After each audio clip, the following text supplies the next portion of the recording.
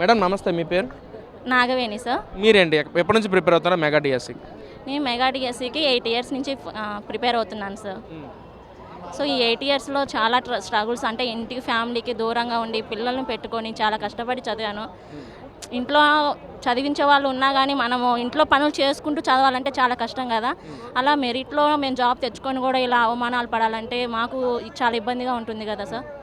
అంటే ఒక ఫ్యామిలీని కూడా పక్కన పెట్టి మీరు కష్టపడే చదువుకున్నాము, మా కష్టాన్ని ఫలితంగానే జాబ్ వచ్చిందని చెప్పి మాట్లాడుతున్నారు. మరి ఇటు పక్కన అదే దానికి వైసీపీ నాయకులు మాట్లాడుతూ అసలు ఇక్కడ ఒక్కొక్క పోస్ట్ని ఒక్కొక్క లక్షల చొప్పున అమ్మేసుకున్నారు, కొనుక్కున్నారు కొంతమంది డిఎస్సీ అభ్యర్థులు అని చెప్పి అంటున్నారు. ఎలా చూడొచ్చు అంటారు? లేదు సార్, మాకే ఉంది కదా ఎగ్జాంపుల్. మేమైతే ఒక రూపాయి కూడా ఏం పెట్టలేదు సార్.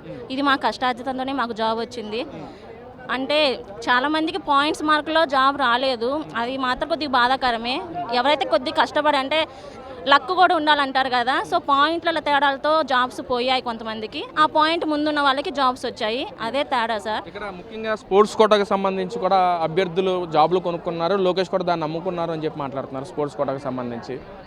సార్ స్పోర్ట్స్ కోటా గురించి అయితే మాకు తెలియదు. ఇవి ఎస్డిటి పోస్టులు అంటే స్కూల్ అసిస్టెంట్ పోస్టుల వరకు అయితే మాకు ఐడియా ఉంది. స్పోర్ట్స్ కోటా గురించి మాకు అంత ఐడియా లేదు సార్. అంటే మొత్తం ప్రక్రియ అంతా కూడా పకడ్బందీగా జరిగింది అనుకోవచ్చా, లేకేంటమ్మా? ఇదంతా ప్రక్రియ అయితే మొత్తము కన్ఫర్మ్గా బాగానే, హార్జెండర్ రిజర్వేషన్ కానీ మొత్తం అన్నీ బాగానే చేశారు సార్. అంటే నార్మలైజేషన్ కూడా సెషన్స్ వైజ్గా ఏదైతే టఫ్గా ఇచ్చారో పేపర్, దానికి మార్క్స్ యాడ్ అవ్వడం కానీ, అండ్ ఈజీగా ఉన్న పేపర్కి కలవకపోవడం కానీ అంతా బాగానే ఇచ్చారు. దీనికైతే మాకు సాటిస్ఫైగా ఉంది సార్. మాకు జాబ్స్ రావడానికి కూడా కారణమైంది. అంటే ఒక పక్కన వైసీపీ నాయకులు హైకోర్టుకి వెళ్ళి కూడా ఇక్కడ రిజర్వేషన్ ప్రక్రియ సరిగ్గా అమలు పరచలేదు అని చెప్పి హైకోర్టుకి వెళ్తే హైకోర్టు కూడా ఆ కేసును డిస్మిస్ చేసిన పరిస్థితి. ఇంకా వైసీపీ నాయకులు దాన్నే పట్టుకుని వేలాడటం కానీ, దానిలో పట్టుకుని ఇది అవటం కానీ ఎంతవరకు చూడొచ్చు అంటారు? ఇదంతా వాళ్ళు ఏదో అంటే దాన్ని పట్టుకొని వేలాడుతున్నారంటే ఏం జరగదు. సుప్రీంకోర్టు కూడా చెప్తుంది కదా ఓ పక్క. ఇది అంటే మెరిట్ లిస్ట్ కానీ, ఇంతకుముందు మెరిట్ లిస్ట్ లేకుండా ఇస్తున్నారు పోస్టులు అని చెప్పి ఇచ్చారు, కానీ మెరిట్ లిస్ట్ కూడా మనకి వెబ్సైట్లో పెట్టే ఉన్నారు వాళ్ళు. సో ప్రతి ఒక్కరు చెక్ చేయడానికి వీలుగా సెలక్షన్ లిస్ట్ పెట్టారు, మెరిట్ లిస్ట్ పెట్టారు. సో మనకి రిజర్వేషన్ ప్రకారం ఎవరికి పోస్ట్ వచ్చిందనేది అంతా తెలుసుకోవచ్చు కదా ఎవరైనా కానీ. మరి వాళ్ళు ఎందుకు ఇలా తప్పుడు ప్రచారాలు చేస్తున్నారో మాకు అర్థం కావట్లేదు.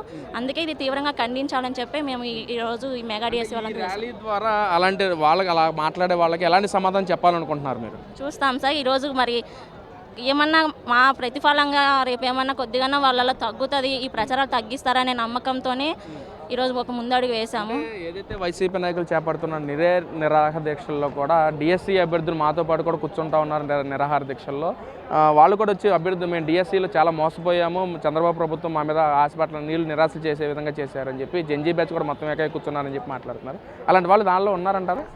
ఉండొచ్చు సార్. జాబ్స్ రాని వాళ్ళు కొద్దిగా ఏమన్నా వైసీపీ వాళ్ళు మేము వస్తే జాబ్స్ ఇప్పిస్తామని అలా వాళ్ళకి మాయమాటలు చెప్పి తీసుకొని రావచ్చు, ఉండొచ్చు అనుకుంటున్నాను. సో వాళ్ళు కూడా కొద్దిగా ఆలోచించండి.